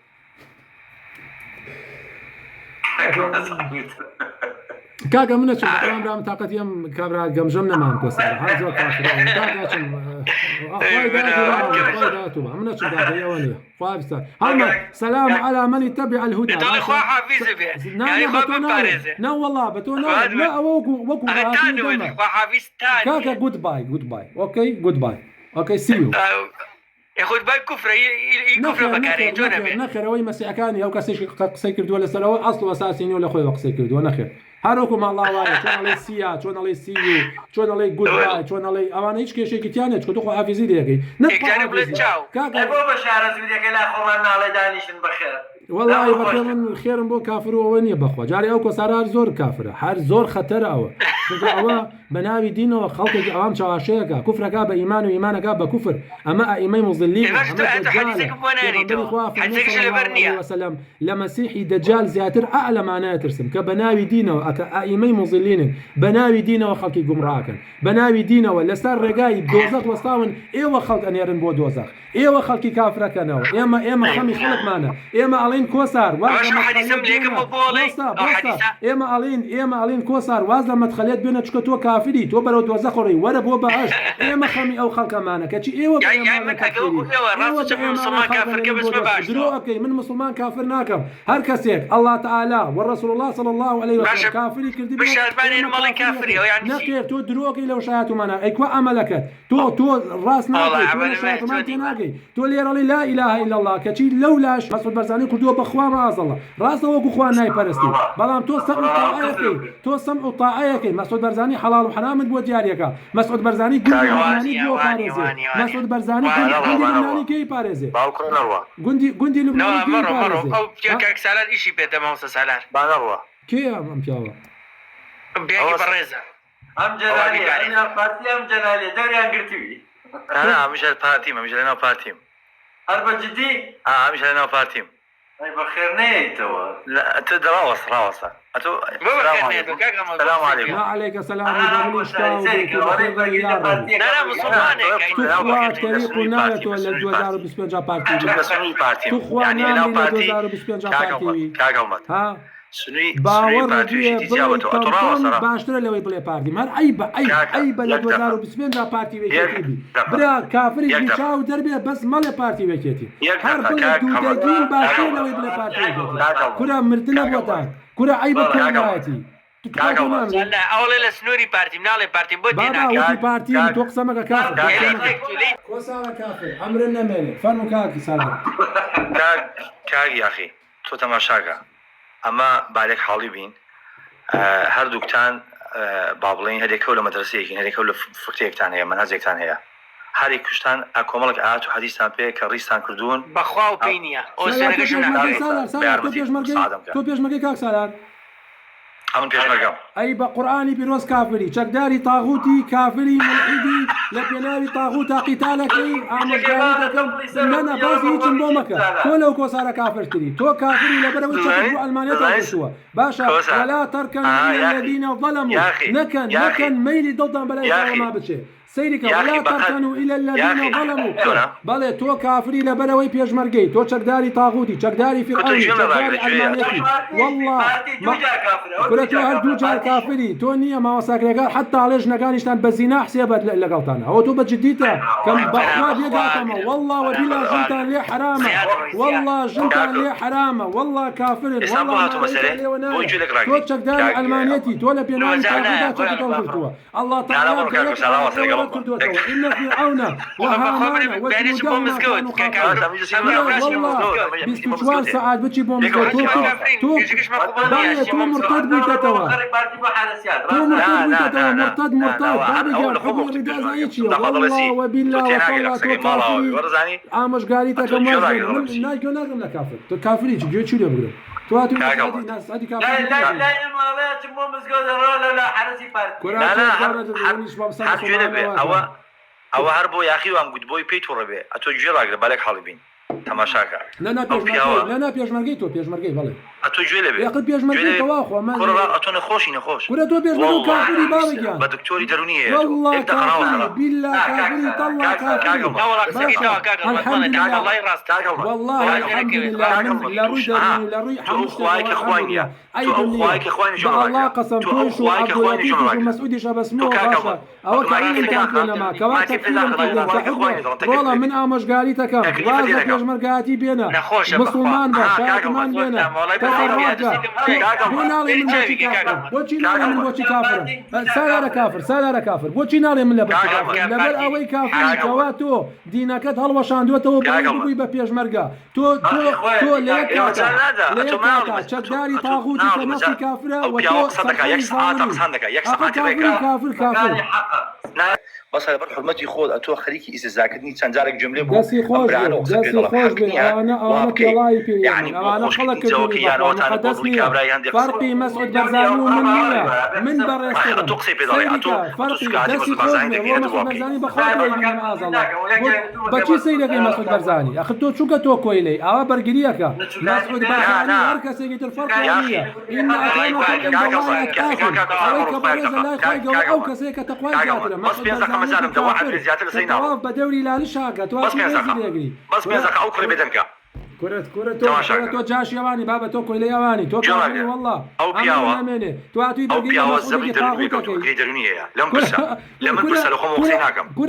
أو بياوا درونية أو بياوا قصدي إسلامية قصدي نصتي هوايا كاميرا كبكرة قصدي علمية كافر كاميرا كبكرة والله الحمد لله من شجاع أو بياوا لا يبقي خلدا كمال خلشي لقلب كمال بلادري خلدا لقلب كاكا مجرما ومن أول كم بيوم جيشتو طبعا معلش تقريبا تتواصل طبعا تو كيف تو حقك بقبولنا بيكوا درويشي بن ادمين ابو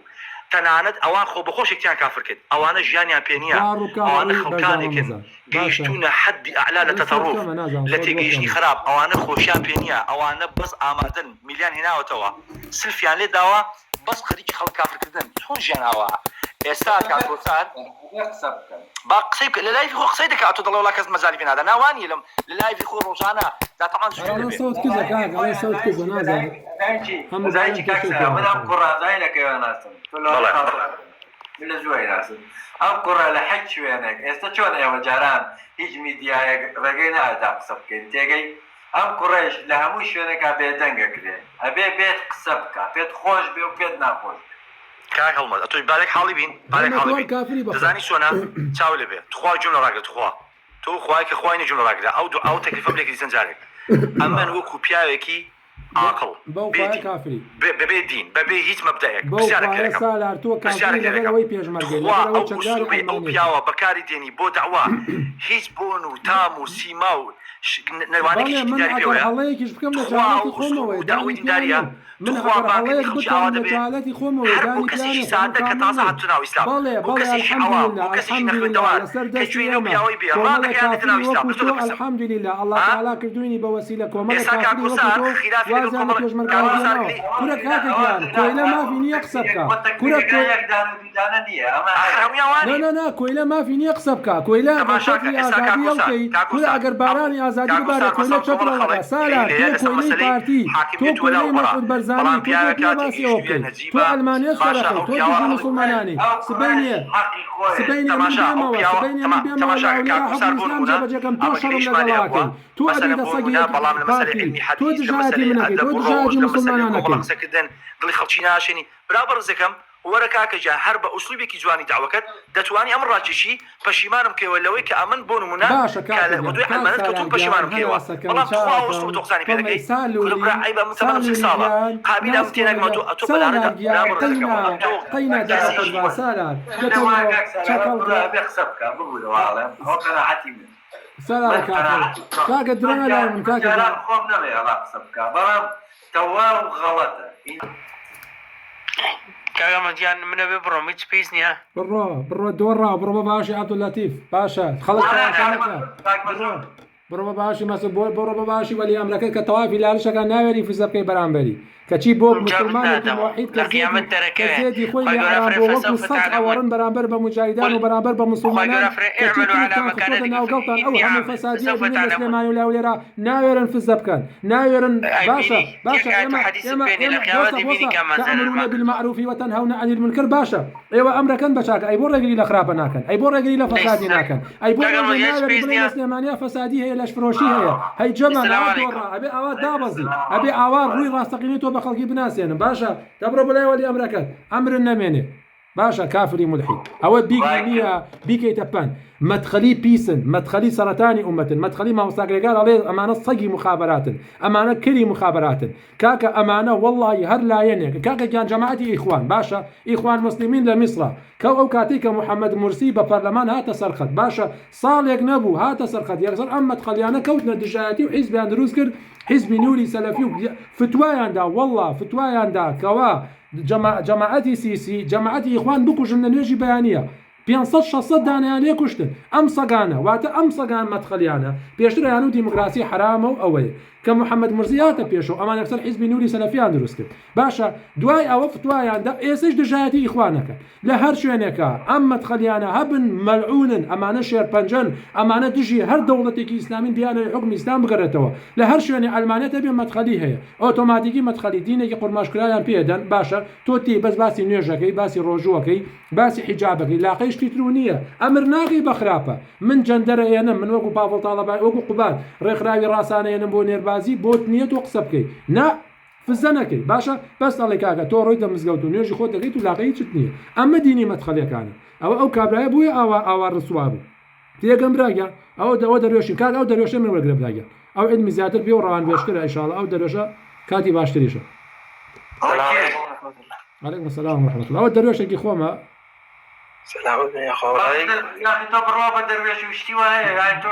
من شێخ هەموو دەروێشمەیە بەڵێ کاکە گیان من ئێم پێمان نەکرێ و ئێمە ئەو خەڵکە پیشانی ئەو خەڵکە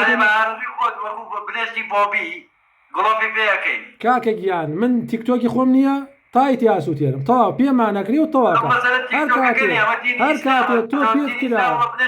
هەر کاتێ تۆ پێت کرا توش دەتوانانی بیکەی بەڵێ کاکە من شێخم و کۆمەڵێ دەروێشی دایە ئەمەیە لە خۆم دایاتر سەنتی خۆیان پێنیە سنگڵ باشە بێپارە بێ ئیش بەڵام الحەمدولillah تەوحیدەکەیان هەیە کە لەسەر و هەموویەتی باشە خەڵکی شەیە ئەوانەی تەوحیدی نییە و هەموو شتێکی وەکو مەدخەلیەکە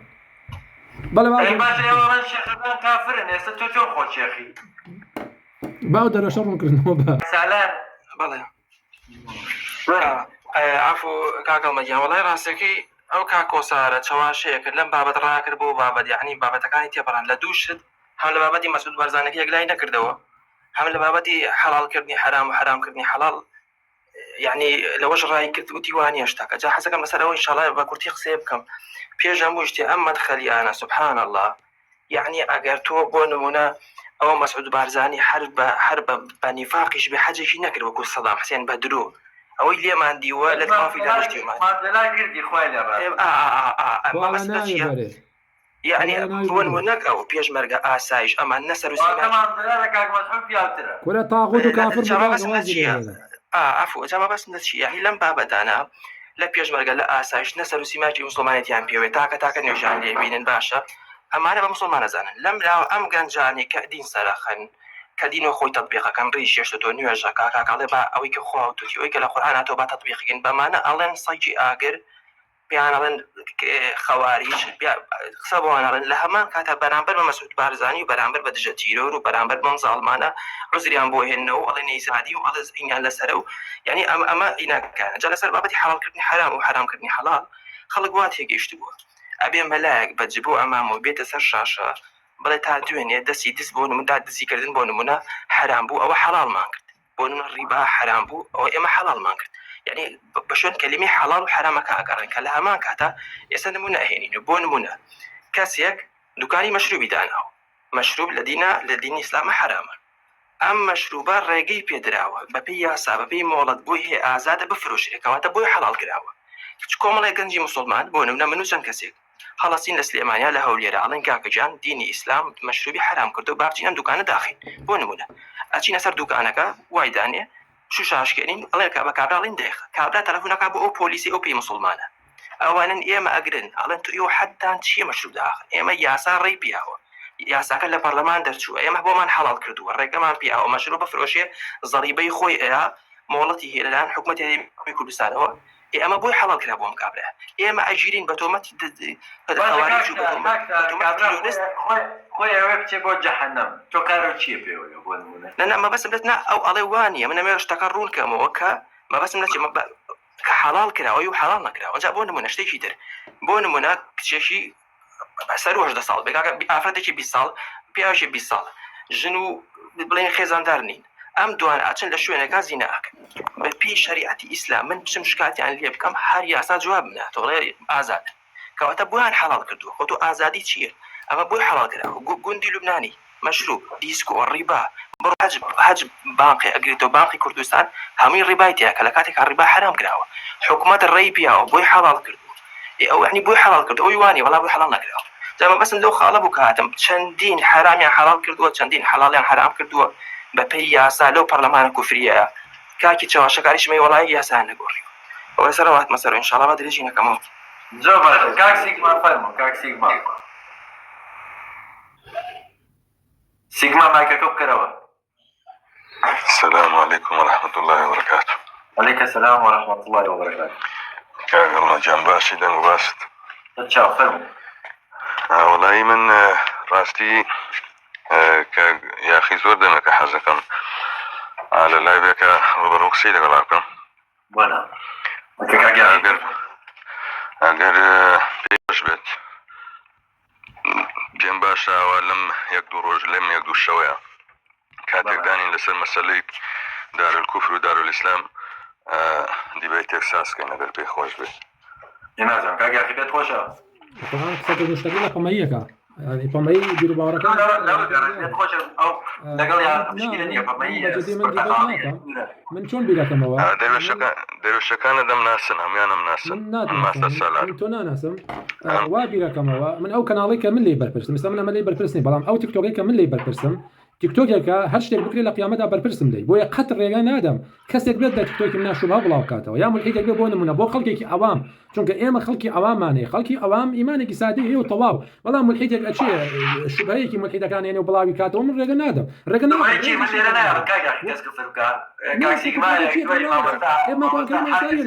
ناکەریم لای ئاساییە بۆ ئەچێ ئەیهێنێ بەس ئا شوبە بڵاو کاتەوە یا مشتێک بێنم من قیامەتی خۆم نادۆڕم باشە بەلیغوا عنی وەلەو ئایە بگەێنە لە منەوە ئەگەر ئاەتێکیش بێت تێگەی لەبەرەوە من لەگەڵ کەسێکی پەمەیا دانیشم دی بێکم نەوەڵ ئەگینا شەیتانیش بێنە شەیتان ئێسش مناقەشەی من باشترم لە نا بیر و باوەڕەکەی پەمەیە باشە شەیتان بێنە ئێستا مناقەشەی ئەوەیە کە من لە ئاگر دروست کراوم ئاگر باشترە لە قوڕ ئێسش مناقەشەیەکە هەر دوو لە ڕوویەوە کەسێکی لیواتەچی بێنە ئەڵێ کاگە نێربازی باشە و بە 2 ساعت قسەی لەسەرەکە باشە ئێمە من ڕێگە نادەم بە باتڵ بێت لە کەناڵی منە قسە بکە ڕێگە نادەم بە مشتێک بێت لە کەناڵی منە قسە بکە ئەو کاتە جوانی کە باشە ئەگەر نەیشوانم داواکەی تیا بکەم دوو قسەی خۆشی تیا بکەم شتێکی ژیان باسەکەی من قیامەتی خۆم نادۆڕم بەجددی باشە پێوەری من پێوەری قیامەتی پێوەری من پێوەری چونکە الله تعالی فەرمێ ئەگەر لە شوێنێکە کوفر کرا یاخود ئاەتەکانی الله تعالی هەڵوەشێنرایەوە فلا تقعدوا معهم نەکەن لەگەڵ دانیشتن باشە عەلەیکم سەلام ورحمة الله نەکەن دانیشتن ئەمە ئەمرە کاکە ئەمرە ئەفەرمێ ئەگەر دانیشتن تەبەن دوو مەرجی داناوە لە شوێنێکە کەوا سوکایەتی کرا بە ئاەتەکانی الله تعالی یا ڕەت کرایەوە وەکو پەرلەمان ئەبێن فلا تقعدوا معهم نەکەن لەگەڵ دانیشن حتا ئەو باسی ئەگەڕن بۆ باسێکی تر ئەگەر لەگەڵیانە دانیشن ئەوە ئێوە وەکو ئەوان وان وەخوای گەورە منافق و کافرەکان لە ئاگرا کۆکاتەوە ئەمە نەسی ئاەتە سورة نظام چه سورة كولا أو إذا سمعت السلام عليكم جاريتر عليكم السلام ورحمة الله أنا نسي يا أخي برابر إذا كان نازانم يا أخيت يا أخيت أجل لا هما يا أخي بوا بقول هما كيف بقول بلا ألن كاك جام بلا ألن باكم كاك عبد الله باشتر عزيزة كيمن بشكي بلي عبد الله كاك هما عبد الله كاك جام بس من كاك بلا ألن بابي جام مجال رحمة لبابت أنتم مجال كاك جام تو بو بزور ناوي من غوري براكم بلا ألن كاك جام طبعا لا باشا لا تبجدي راسو شونا باخر ألن قرش بابا جان لسر أمريكا لقيامتها والله أعلم إنساني مسلمان بونا أو بأمريكا بيخوشة أو كاتيك الروح بزبط كافري بونا أو بيخوشة بريزم بلا ألن براكم بريزم أتو أبونا أنا كاك مسعود لا في جنابة ما كلمت بيشكي السلام عليكم السلام ورحمة الله أجر بكري مايكي كاك يا أخي دا بخي شن دقيق من حزة كم قصة لقل جنابة كم بيشكي أمن نموني جنابتم هنا وبلا من بحكمي ويك وتعرشتن بلا ونابيت أو بيا برز جنابتي بيا كافر لا من جنابة كافر نيد وبشانا زيوة لسر من برو نقلي جنابتم كركا جنابة بيشان شون بوي است جنابة شي علي وعلي هشتك من الدوزي وكارة وفش بخوي تعالى علاجك شيء آسانة أما خالك وخالك يتر شو لا قبل قادري قيلاني علاجك لوي بخوا منعتني سوابله برد سبينا أخو هلص ولا لكيلي قبل كاب بشكم خاش فابا معاذ الله وشرك نروح اشتوانا بس أنا لا أنا عساية أنا شو يعني جاسم تركي كل سلباز أشاري ما مساج فت ما مساج بخوا لا قول برس وشتشي بقرأ أو سكر أو شتو هنا لوانا جيت يا أخوانا كاك يا أخي تو ذكر الله هناك هذا قتو فت كاك يا أخي خوي تعالى صفة عباد الرحمن بتشيكا كاك يا أخي عزيزة كاك يا أخي من طمينيم أما احترامكم بس صفة عباد الرحمن بتشي زاني شكمل بيا برزة هر قصة كتأكد حزم كربية مثلا والله دابزي أو بيا برزي بيشان أو شواشية عجيب أستاذ أتو بيغمبري خواه صلى الله عليه وسلم كابرا صاحي جنقا وتي لا إله إلا الله صحابك شمشيريكي لمليدا فرمي آية كسيك تكشك قوتي لا إله إلا الله وتي بيغمبري خواه لا تسمعتها والله وتو مجال نادم المجال تنادم فير وتعالى بحث عباد الرحمن بتشيكا فرمي وعباد الرحمن الذين يمشون على الأرض ما وصلنا برسيان هربا جدي بابا عبد القادر قيلاني تو ربويتوش ناتورنا بمهروت ما استغفر الله من كس ادعاء أو صوفيا كل ما أبرا صوفيا جاهل وبيا أبرا زب جماعتك يدري درويش بخوي دريش يا أخي عزيز بخواش الحكي دريش موكا إمام معاوية شو نزع بتشي زانيتو كي إمام معاوية صحابي في غنبر بوا عليه الصلاة والسلام خزانة كيشي صلى الله عليه وسلم تو جنيو بإمام معاوية دا ولا جانتا ها جنيو بينه دا بإمام معاوية أمن عقيدة تاشش من بيش إسج جنيو أمن برسيار مهبو برسيار جنيوت بيدا ويانا تو جنيوت بإمام معاوية كوري أبو سفيان كاتب وعي بيغمبري خواه صلى الله عليه وسلم كوا خشكي خزاني بيغمبري خواه كنال غمبري أبو سفيان تو جنيوت بيدا ويانا أستاذ بابا بوصة قلتم أنا خويا تو جنيوت دا بإمام معاوية أنا بوصة كاكا بأوت فاو قلتم برواز بينا يمنا لا واز بينا كسر بيت جنيو بابا إمام معاوية دولا رأي وقونا لا خير دمي إمام معاوية كوري أبو سفيان بابتك أي أونيتو أوي بيغشي أي ملعون جنيو بيدا باشا تو آية جنيو بيدا ويانا يستنى خير أتو رزم هي بو جناب أستاذ تو كابرايكي جاهلي مع الاحترام تولا تكيين سيد ياسين برزنجي تولا تكيين سيد ياسين برزنجي جنيو داوة بإمام معاوية كوري أبو سفيان باشا زيادة بروم زيادة بروم بروفايل زيادة إنكم هو بس كمان لا خمنا يعني تصور بالي كاكا من درويش مية درويش من أنا أخوانا كاكا من مخابرات بقوته أما بالي قصنا كيف أخوها قصيب أنا أما أو كسيك إمام معاوية هركسي بدا بإمام معاوية قونا ركاني بي برزان رمضان برارو برزان رمضان قونا ركاني بي إمام معاوية هي اللي سولها شيعي ملعون تو من حرجيك بكم من زناج بكم تمام بارب بس تو بوجني ودي بإمام معاوية تخوان نامري تخوان تريكو نايتو بو كان بقرباني والله أنا أليش لك لا نبو إمام معاوية كلا أنا زيك عمري في غنبري بيني با شي ما صح حامد بس ليرب أنا زيك صحابي في غنبري خوا أي بوجني ودي بإمام معاوية صلى الله عليه وسلم جنيوم داول ملايفة كل الناس وانا عشان اللي بتاع كل داين جنيوم داول برام لا يا أخي يعني واحد كفرك غلطي كردوا داعي لبردني كده شيء يا أخي جان شيء دوما دبل وهنا أم بونارت بله من بردام زانيارين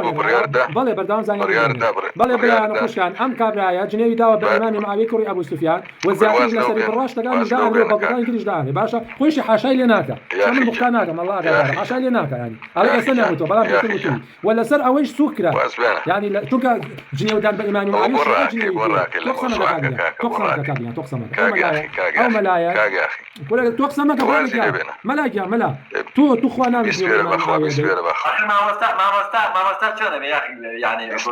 كل جنيه وده جنيه بالإمام معاوية ده بلا أما قاطني إياه أما اشتكي كاكا بقى أنا قاطع من بعد قاطع أما اشتكي عشاني بلا كاكا زناجي كده بلا جنيه بمندا بلا جنيه بدايك جنيه بالإمام معاوية بلا إمام معاوية صحابي بيغمر إخوابه كاتب وحي بيغمر إخوابه بلا خزوري بيغمر إخوابه صلى الله عليه وسلم كاك ما مستعمل حامد بوتشي جنيه وده بالإمام معاوية كل وازلونا جواب مباراه كاغا اخي سيرمك كل قزاقور داردي جرام ما بقى مقسم لقى طواني عمرنا مني ملحد باشا هيك الثانيه تو تشي تاخذ هذا هيك سكيت واحد بابا يسلمني او ملايا هاتوا يا سبب ما عليه ولا انا تقول او بقيمه تملك تو بيشتري يكتري ناس نابا اخوي استاذ الحمد لله نازم جاهلك يا او سري من نيوي او كتالي كردوا بلا والله عندنا سرج نودان بإمام معاوية هر صوفيا كانوا ناخويان هر صوفيا كانوا أشعري كان أم كابريان رسواكر بلا أو بوي ناتواني بلا نموتوا ناتواني دمي قباتة بلا كيف بلا بلغا كان بوينا ناوي تكيا كان بوينا إيكاكا بوجني بيدي تو بوجني بيدي هر صوفيا كانوا ناخويان رسواكر بمري نو حالو باشا هر ريك ببي ببزار رمضان نو حالات باشا تقسمك والله من تون خوشنا يا حاشا كافري هل كانت المسلمان بوي هل كانت الطواق ايش نوقنا هذا وش تيجي ترى بس الله اقادالك لما قلت لنا بروي ملحد وكافر يعني سنه من اول يقري يا اخي كاتكرق نخس كل شيء كافي تو ناوي نما ولا كل داس بس كم الاستجماعي امريكا باش امنا وشي استجماع يعني شي استجماع ناي ما فيها انا وسوينا بيوم خطا دماغي ترى دماغي ايش نقول باشا استجماع انا تو شي تو ما فيها تو استجماع ولا يخونا ولا يخونا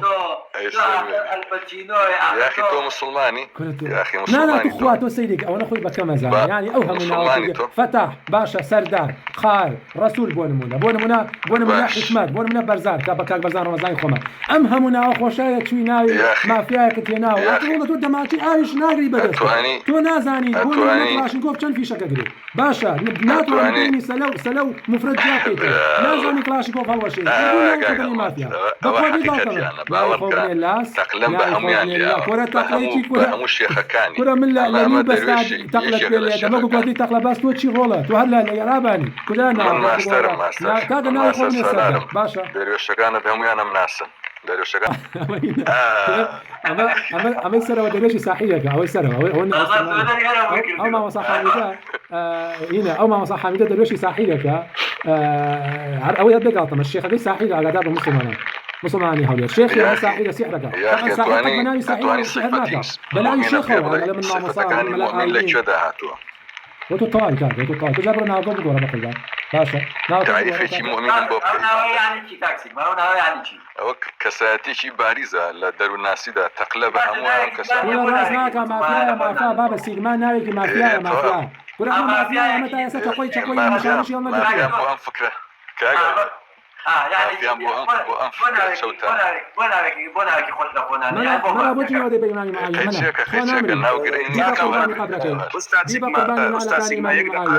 باشا بيبا قرباني دلاكك معاوية لك واقشي بوشاتي بوجني بيدي تحدادا كم يا أتواني في السالك عزيز النبي كنا بوجني بس بلي صورتك فاتحة ما بخلي عزيز أنا بكرر بيكا وإخوانينا ومن تفسيري فاتحة شكم باشا بيكا وتفسيري الشريف لا أستاذ باشا بعمل يكبر سالة بيكا مسؤولية فاتحة يا مالين الحمد لله باشا حمد باشا حمد لا في جنابتني حمد لقل ما لا في جنابتني باشا باشا جوازي حمد لقل ما تحكي جوازي حمد لقل شكراتشية جوازي حمد لقل صناتشية آخر الناس صدقناك ملا آواتي باشا كل توحيد كاش كجويتا ملا توجني وبإمام معاوية دي أمر النبيني بمري لو حالة باشكرة باشا تو دربي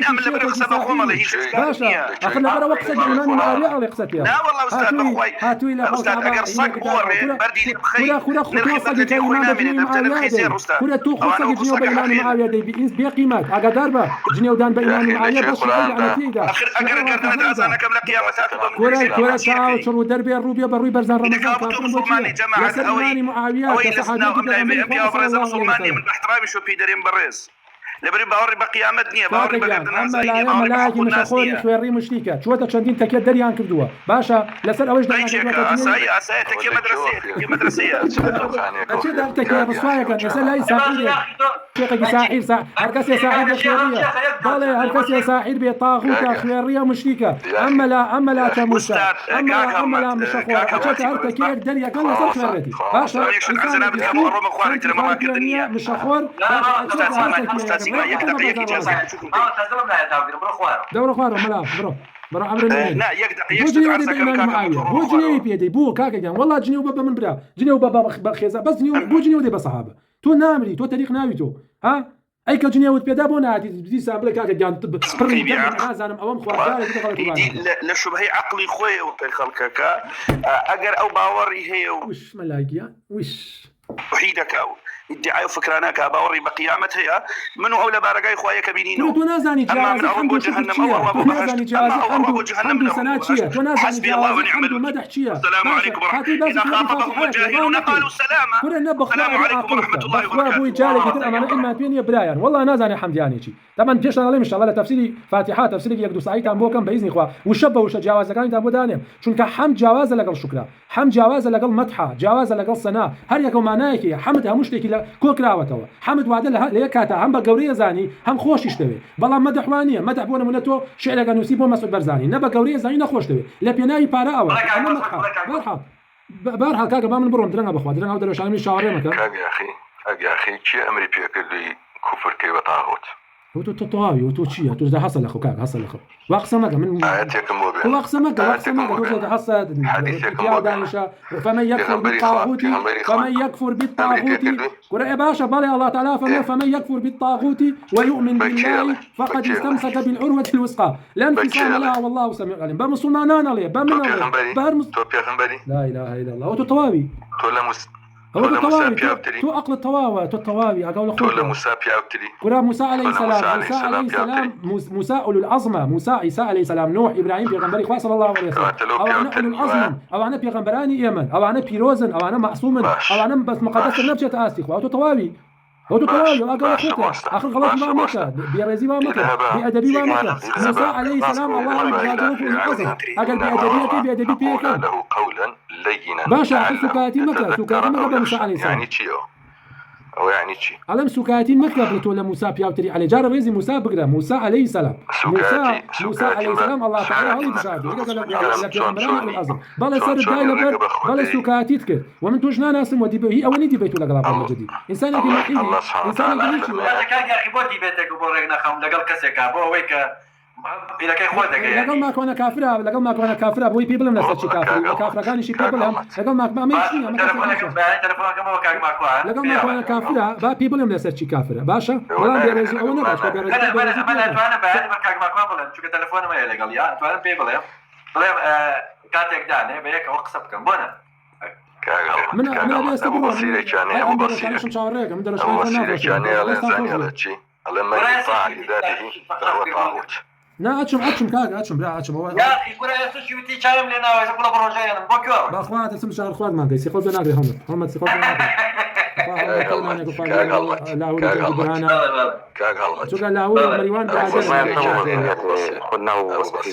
كاك من أتشم سلام على من هموتان براونا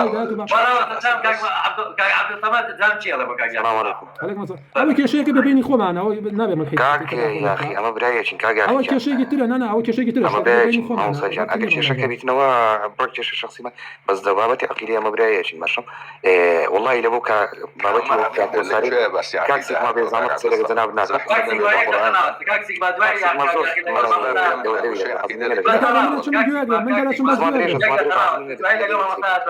بس قصدي ليبو أو ما مسكوسا كوسارة كليرة بو ماشم تن بابتي شو ما ذكر ديبو بكز لا يبري كافر ماشم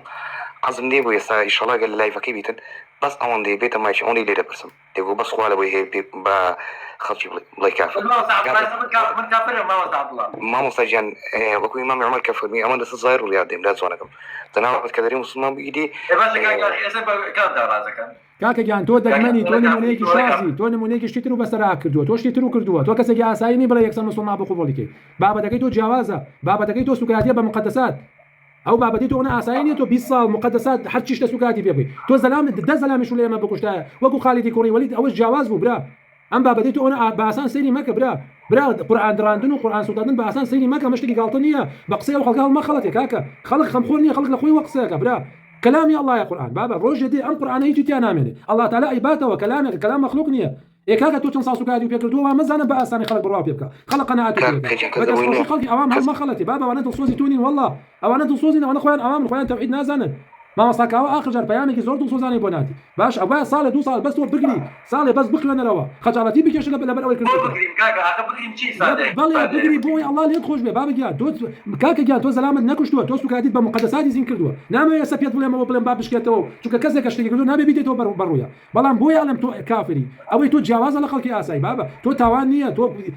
كاكا هرشي بيروزية ما يتو تسبون يك بيروزية بيبلا تو تسبون بابا كان بابا كبو شوازي أنا بس أنا بيلي لما كانوا محمد يكون عبد الوهاب اللي كده خلق كافر كي تو قسم ما كنت محمد يكون عبد الوهاب تو جوزك أنا قسم والله يكسب هو بهذا القرآن بدري كاكسي ما دوي يا جماعة عبد الله قسم فرم كاكسي ما سؤالك مزنابتين كسر كفرش بكلبوي اللي بودني بيه والله كافر بودني تكفيري كم ناخر بودنيا أي بوني من يسكر تكفيري كم تقول كاجي أخيك دقيقة بتشي تكفيري كسر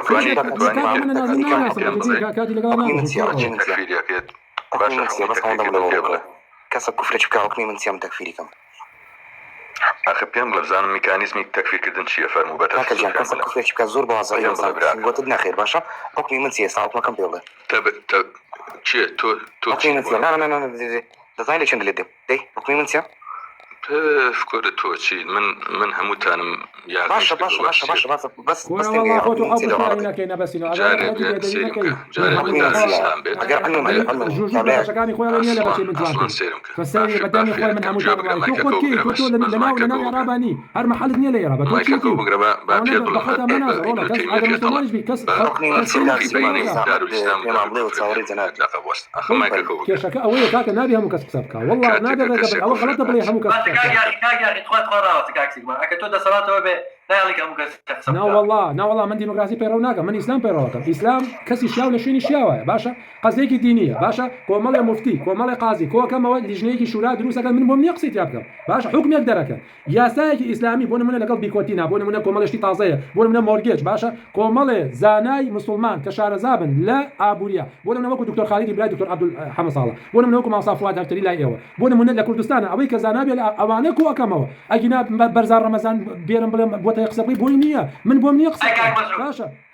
مسؤول هو تام معه أو قاعدة طالع تابوت على العلم بابي قال الإسلام كسي شياب وهي لك شيء شاخصك نادر كسي جاهل بين العقيدة وتوحيد أقصبك من دكتور يضلم باشا بولمونا من وسائل كهرباء مثلا من وسائل كهرباء من المولات من أتواني مش قصنا كهرباء باشا بلام بولمونا أم بيا أم كان أدو صمد بوينية شو كبسمورة قصدك كهرباء بوكر نجات ما بيلا والله قلت خليكم كل